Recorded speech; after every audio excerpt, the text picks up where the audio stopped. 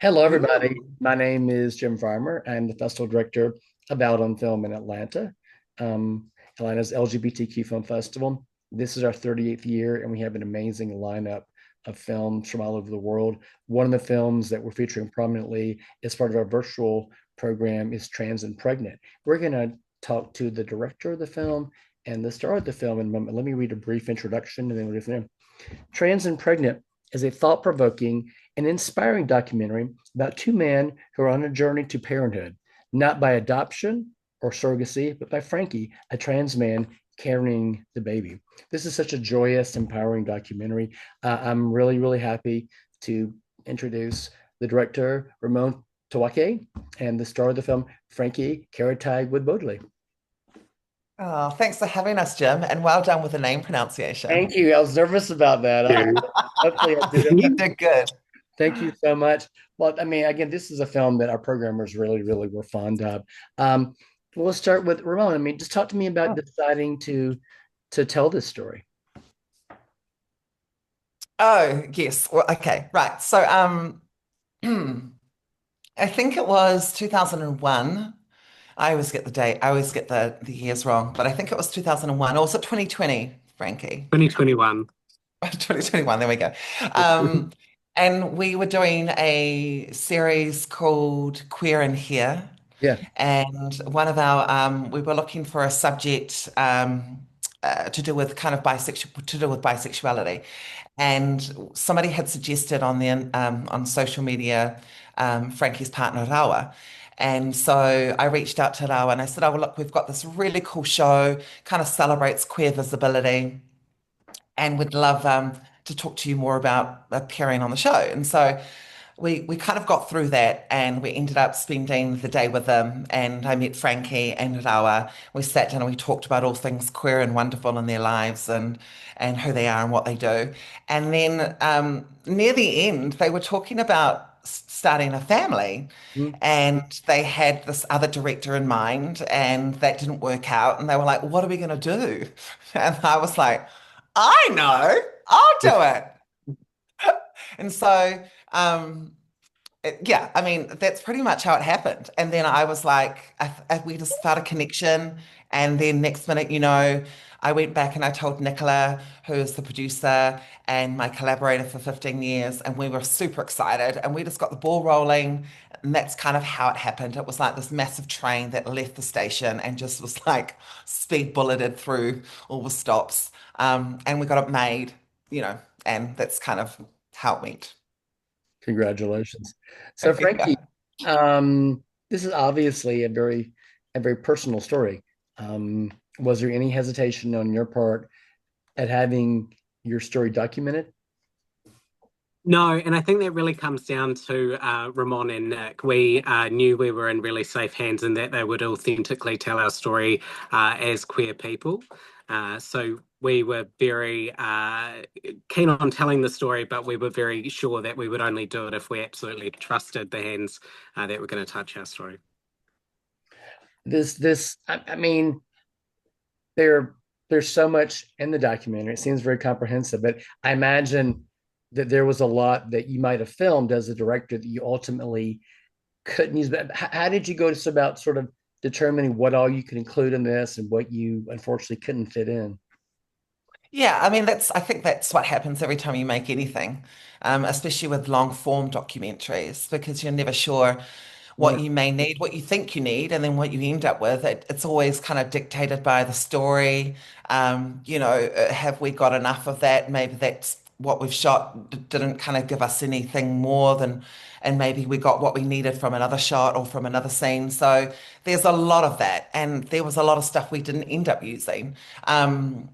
So yeah, I mean, I guess that's just what happens when you make documentary. You're always just trying to figure out what is the best material to tell Okay.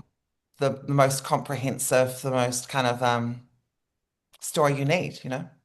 Um, so, Frankie, when you two decided to have a baby, did you ever dream that it would be this much of a journey and take so much? I mean, did you ever was this? I mean, what were your thoughts when you initially decided to? Did you realize it would take this long? Look, we thought it was probably going to be, a year to Yeah. conceive, and then we'd be, spending the next year sort of during the pregnancy phase. We didn't anticipate the health issues that would complicate pregnancy, which is covered in the film, and we didn't anticipate having so many miscarriages. So I think we naively thought, well, this is going to be wrapped up relatively quickly, and it won't be too much for stress. But it turns out we ended up on quite the journey, and our son was born almost 3 years later. That's hello. Here Yeah. you are. This is a question for both of you. I read an interview that in which Frankie, you said that the aim of this film was to demystify trans pregnancy and show that our journey was about love, family, and the desire to bring a child into the world. Universal themes anyone can relate to. Can both of you sort of speak on that? Certainly. I mean, I suppose for me, I never thought that I would necessarily have the opportunity to have a family. And I suppose when I found a loving partner and I was able to accept all parts of me, that opened up opportunities that I always wanted to have kids, but I didn't necessarily know that it was going to be something that happened in my future. So Mm. I think the beautiful thing about this story is it transcends so many different topics that people can relate to, whether it's health conditions, whether it's disability, whether it's being part of the rainbow community. And I think that's why it's resonated so well with audiences. Um, yeah. I also just on that, I think it's really important as a filmmaker to tell stories that are nuanced, to tell stories that aren't usually told, to see trans and queer stories, that haven't been told yet or haven't been seen. And I think, we don't often get the chance to follow a trans man's pregnancy journey. And I think, at the core of it, what was really important for all of us was to spread the idea of joy and love, and what families look like, modern families look like.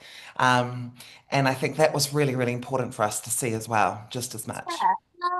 The film really does a good job of covering so many themes, but I mean, it really hurts how you two navigate New Zealand's health system, gender dysphoria, and against society's expectations of what a family should be. But family should be. But just talk a little bit about navigating the New Zealand health system. Hmm. Yeah, certainly. I mean, it's a really interesting one because you're interacting with a system that only thinks of pregnancy as a female experience. And so there were a number of things that we sort of had to anticipate, forms coming back with the wrong gender on them so that they could request the right tests for me, getting reports back saying, a bit confused about this referral because the person referred to it in it as male. Navigating turning up to clinics and people were seeing, two guys in a predominantly women's clinic. There were all sorts of, I suppose we broke the norm in every way possible, and the system just, because it's so geared to one gender, it wasn't best place to receive us. So this film is still fairly new. It's still doing its festival runs, but what's it been like to share this with the audiences? I mean, what do I mean have you? I'm assuming you've had the opportunity to show this film with an audience and have talkbacks afterwards. How have those gone? I mean, I I think, mean, oh, you go. no, you go, Ramon, go. No, no, you go. No, no, you. Well, I think, people have been overwhelmingly really touched Yeah. by the experience and they felt the emotional highs and lows as we did. And I think that's testament to how beautifully captured they were and presented on film. And so people walk away with a lot of emotions. They feel the injustice of, the fact that we had to fight to take up space and to be seen. But they also really resonated with the beautiful moments such as the birth. That's the one that tends to get people talking the most. Yeah. And it was just magical to have that captured. It's funny because I always do like my own little personal screen test with my mother. And my mum, like she's the salt of the earth, she's like she's a strong Maori woman, and I always show her my work just to kind of gauge, her thinking because she's an audience that I kind of always like to tap into. And she cried, she loved it. She was like totally obsessed with Frankie, totally obsessed with Hiwa. And I thought, well, this is great. If my mother can kind of really react and respond to this film that way in a really visceral way, I think we've got a we've got a high hope that this will really resonate with audiences. And it has done, and it's done that really, really Mm. well. We were actually in we won an award earlier this year in Tahiti, um, one of the jury prizes, actually, FIFO jury prizes at Tahiti.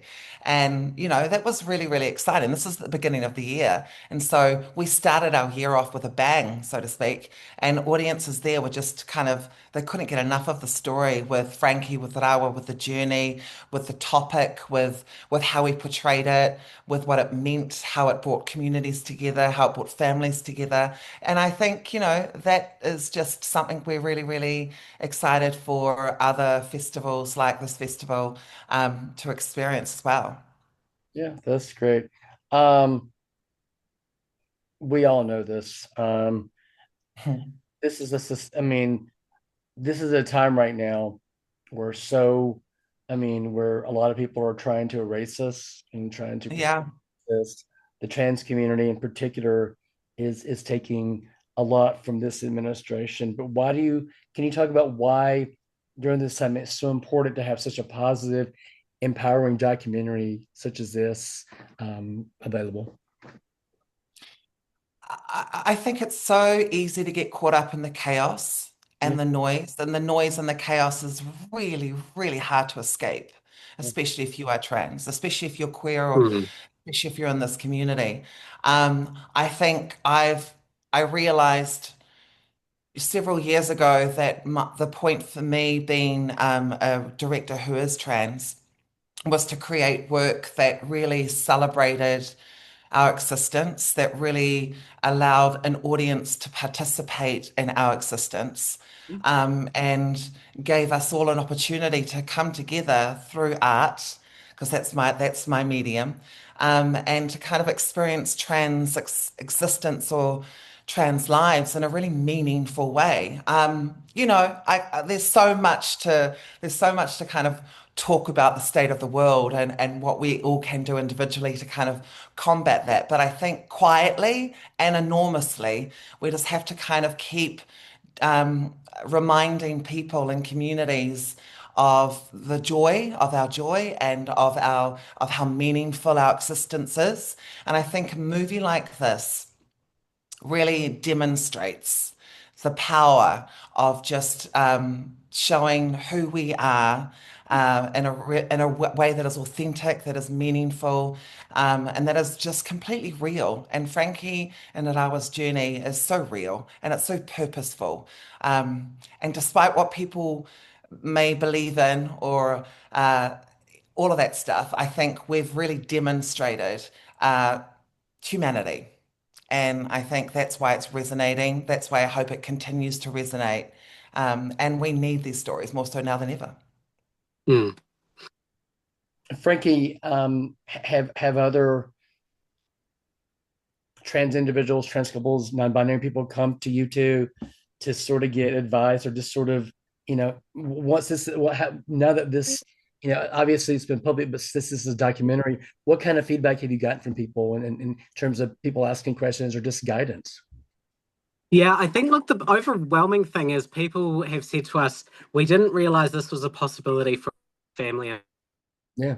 until we followed your journey. And that's been the overwhelming reception we've had from particularly the trans community. And we've had people reconnect with us after, decades saying, hey, I don't know if you remember me, but this is a journey that my partner and I are really interested in. And if there's anything, that you've done to help, it's actually release the documentary and talk about your experiences. So, yeah, we've been, I think as Ramon said, we've hit the nail on the head in terms of what we wanted to achieve.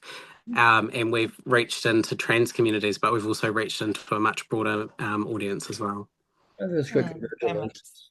Um, this, I mean, again, thank you so much for making this documentary, for sharing it with us. What now?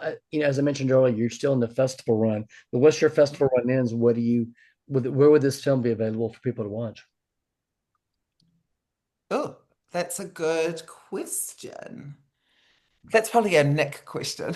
Nick's our producer. Yeah. Um, Be Nick's determined. our fabulous producer. But she often knows all the answers to those questions. But we hope that it actually becomes this, it kind of steps out of because it started it started on TVNZ here in New Zealand, Aotearoa, Mm, and then we've been afforded the opportunity to kind of show it in festivals around the world, and I think it's going to be an SBS in Australia, so I hope that it just continues to grab networks and social streaming kind of attention and it does what it needs to do. And I think it's one of those things where you just kind of make work and you release it and you hope that it has a life. Like, we did a short film last year and we made it was a really low budgeted short film and then it took on this life of its own. Like, I mean, it's wonderful that it did. And it was played in the Five Films for Freedom program, which was seen by millions of people and across 120 countries. And so your hope is when you create stuff that you think is meaningful and purposeful and intentional and about celebrating love and acceptance, all of those yummy things that we need right now, that mm. it does what it needs to do. And so you got to release it out into the world, Jim. See what happens. Oh, Greg, we're so excited to get this out there, have people watch it. The film is Trans and Pregnant. It will be part of our virtual programming starting September the 25th. I'm so excited for people to watch this. Ramon, Frankie, thank you so much for the film and for taking time to talk to us all the way from New Zealand today. Mm. And it was a pleasure. And once this is up, I'll definitely send you a link to it. Great. Thanks so Thank much, you. Jim. Nice to meet you. Good luck for the festival. We're so Thanks so much. excited. Thanks so much. Yes. I'll talk to you soon. I'll send Thank you the you. link. So Yeah, great. Fabulous. Wish we could be there. thanks so much. Talk to you soon.